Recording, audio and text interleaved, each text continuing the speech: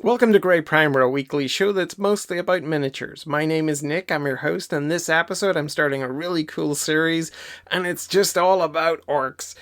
And what would happen if orcs were to find a bunch of designs for 20th century, 21st century armored vehicles and tanks? And let's start with the M577.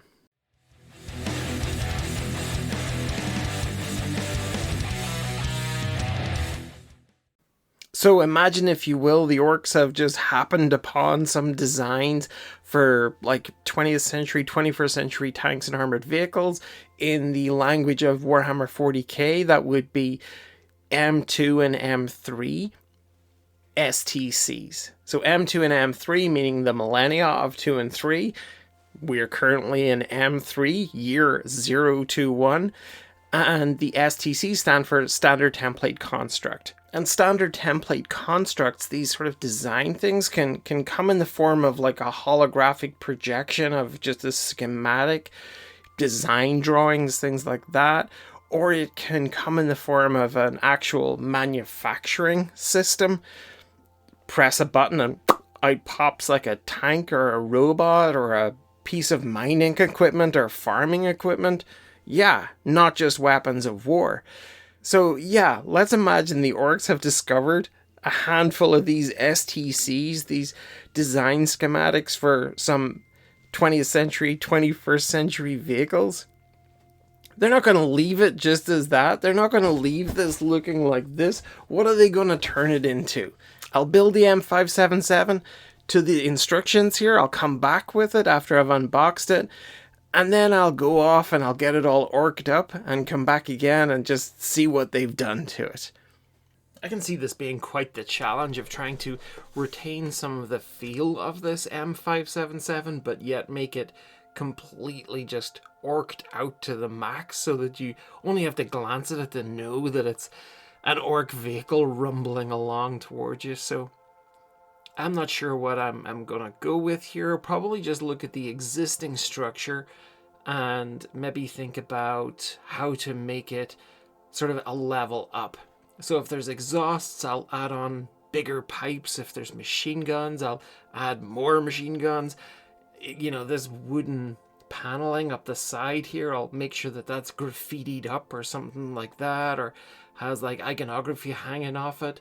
And looking forward to it. Absolutely looking forward to it, even though it's going to be a challenge. Let's see what you get in this standard kit to see what I'm going to be working with here. Nice hard plastic sprue. Lots of space in between the components here, sort of reminiscent of old Games Workshop sprues. And see if there's a date on this anywhere. And yes, there is. It is just... Let me see if you can you see that? Hopefully you can. That says Tamiya 1974, which has just blown me away here. Absolutely blown me away. And there's a ton of detail in these hard plastics. This is just a really, really nice turn of events, finding out that this thing is mid-70s. That's too cool. This is just brilliant. I had no idea that these sprues sort of dated back that far, and yet the quality is just fantastic. I mean, just testament to the sculptors, testament to the mold makers. I like this sort of rolled up, I guess it's, you know, maybe some kind of camo netting or sheeting. And then we're into the wooden panels that, you know, are up the side of the M577. Another 1974 sprue here, and got all those great aerials there, hatch covers, sort of coiled up, what's that, like tow cable or something there, and then a shovel and sort of tools, spare tracks, these fantastic little rubber tracks. Love those, and I guess they just get heated or glued or something together. I'll check that out. Then we have the main sort of superstructure of the thing and the chassis and where all the wheels connect here. Access door at the back there. And this also is stamped 1974 Tamiya. So I guess all of those times where I've looked at Warhammer sprues that have been dated like 1996 or 99 and I've been like, oh, these are so old. Yeah. Now I have a true frame of reference. Let's have a look at these books as well. Some beautiful photos of the M577 in action here. That's really nice. And a couple more down here. Loving that camo scheme. Very cool. And a huge amount of detail about the history of the vehicle. On this side we've got a repeat of the image from the cover art. And then some more photos of the stock M113, M75 variants. So lots of variants there of this tank. And I think this is a perfect platform to throw a bunch of stuff on top of it, a bunch of extra armaments and armor and exhaust pipes and, you know, dear knows what else. Because it looks like through the years they've used this as a great platform for just that. Instructions wise, it's all black and white. I think the letters before the number here, you know, designates which sprue it comes from. I'm not too worried about the complexity of the build. I think it's going to be pretty straightforward to me. I've been doing this for a very long time, and I have no worries about that. I love this. The instructions for building the desk and the chair and stuff. It's more IKEA than it is Tamiya. So let's go get this built up. Let's go get it orked up. And I think the best thing I can do here is just go through my bits box, just to go through any unused sprues. Like, I mean, this is a very small selection. These are all Baneblade bits here. There's tons of panels and stuff. There's sort of weapons, sort of mounting pieces. There's so many bits and pieces that I can attach to this. I mean, here's one of the sort of trays of like bits that I have as well. And I could probably find all sorts of cool stuff in here to make not just this vehicle orky, but all of the others in this series that I'm doing through the whole month. So I think that's what I'll do. I think I will look at all of the bits and pieces that I have and try to look at it from the perspective of an orc who's just built this tank. They found the instruction manual for how to build one of these things, and now they want to turn it into something that would represent their particular type of orcish behavior. And so I'll look at my bits box from that perspective. What would an orc look for in that bits box and be like, yep, that's something I'm going to drag back from the battlefield to weld or rivet onto this cool tank I just built. But I'm going to go build this tank, and I'm going to try to make it as orky as possible. Back soon. So this is the first look at the Tamiya US Armoured Command Post Car M577, and it is a really nice bit of kit to put together. There's tons of little touches, tons of little accessories. You've got the usual sort of tools and things that are attached to the outside of the body. You have the engine unit at the front here, and you can see a lot of the detail of how that is put together, which is really neat. You would be able to pick out some colors of components and hosing and things there to just add that little bit of visual interest if you wanted to. Also have this section here at the front which can be left open or closed. I have it closed there at the minute, but there's more to that. You have a door at the rear for crew access.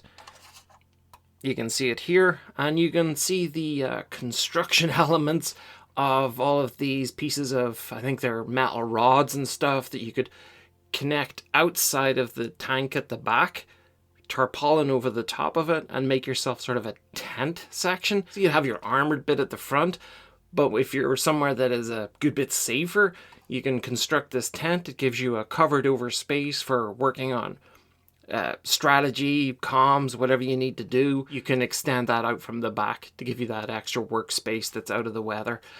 And yeah, it's a really nice element to it. Actually putting all of these are all individual rods that go onto two support struts here. This is all separate, and it's an absolute pain. There isn't a huge amount of information in the instructions for where the rods should go. The reference images I could find online were less than helpful, but I don't think it really matters all that much because the soldiers themselves would have put them up there any old way. They would have just thrown them up over the rail, lashed it down, and got back to work. So not that important. But for the purposes of this video, what can we do with this to make it something orcish?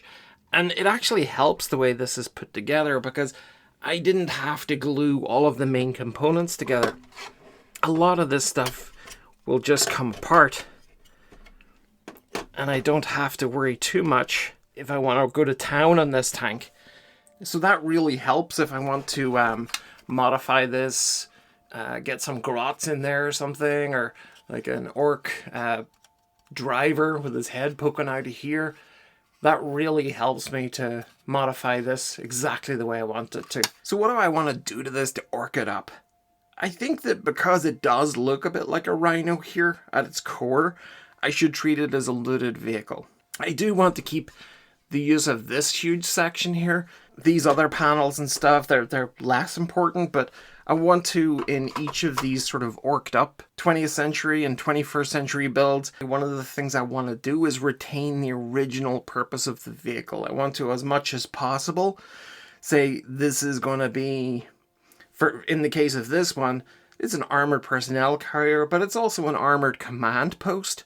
So this needs to be owned by a serious orc, like some kind of boss knob or something. I just want to zoom back here, just to give you an idea of what I'm working with here. I've got a bunch of accessories. You've got banners and spears and dear knows what else there.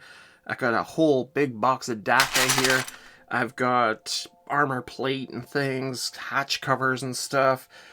These are black orcs that somebody gave me as a gift. They're unbuilt. I think they're Age of Sigmar or earlier than that perhaps. So I'm going to see if there's anything in there I can use. And then there's a little box of marine stuff here. Over on this side, I've got some orc sprues and other random leftovers. And then some tank things over here with my Bane Blade extras. And the reason I have these marine ones is because I'm going to make this like a boss knob sort of command vehicle that's also paying dark homage to its origins as a marine vehicle. And what this particular boss knob is going to do to decorate the outside of this, what was once a rhino, it's pretty terrible. It's going to be pretty graphic. And I'm going to have fun doing it. It's actually going to be a rolling trophy cabinet for all of the various marine chapters that these orcs have scuffled with. So it's going to get pretty grim. It'll be a looted wagon. I'm going to get some armor plate all over it. Going to get a big gun onto it, most likely a Bursta cannon, and have this as a slightly scaled down Kill Bursta with that sort of command element too. And I think it could work out kind of interesting. But listen, let me go get it orked up, and I'll be right back. And here it is, the orked up M577. This is a Kill Bursta tank now. It's a looted rhino underneath that. And I am just loving how this has turned out. This is just everything I wanted it to be and more. So let me take you through all the different parts. So what we have up front here is our Bursta cannon. This came off the Bane Blade sprue, and the whole mechanism here with the whole ball and socket of it, that was all completely stripped out of that Bane Blade extra sprue. And all I had to do really was cut a hole into the body here, fit it all in. I wrapped some jewelry chain around it just to give it a little bit of a more rough and ready kind of look to it. And yeah, really happy with how that turned out. I popped a cover over the engine there. And let's just have a nice close look at this tank. Just going to give you a quick rotate here. I'll do a proper one of these at the end, of course. You can see that cannon rolling around nicely. And there we are, right to the back. So, yep, got some armor plate in here. I had this piece here. I can't even remember what that panel was off. And then I added some more teeth to it to give it a bit of a toothy bull bar look. Armor plate over the tracks. Got some piping in around the sides here. Acts like a bit of a foot plate around the whole outside of the tank. It was actually a friend of mine 3D printed these off, so they were worked out really well here. More armor plate here, just bits and pieces from various tanks and things that were left over. I'll get onto all the accessorizing in a second, but the back is pretty much as it was. These came off the black Orks, these sort of rear mudguards, if you like.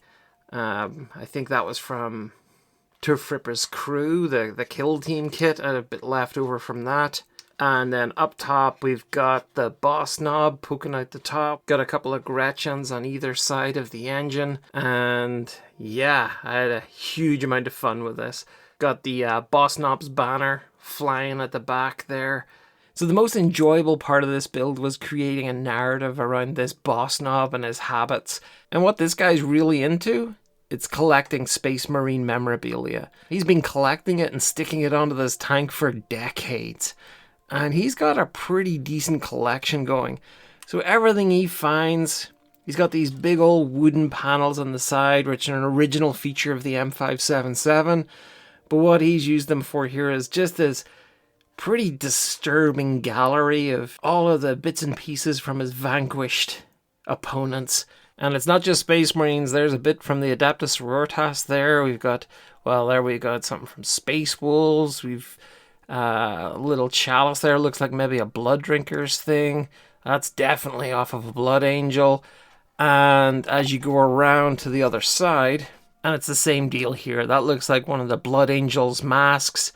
The face of Sanguinius there. We got looks like a piece of armor torn off an Imperial vehicle. We've got an Aquila there. And then we get into the prizes of his collection.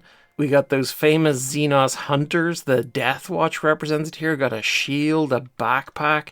There's even a pauldron there. You can just see its center frame. And that is this Boss Knob's absolute. These are his prizes. Managed to take down a Death Watch, or at least he's got Death Watch bits, and he shoved them on his tank as his trophies. So what else do we have here? Up top, we've got pauldrons lining both sides. You can see them there. So Space Marine pauldrons.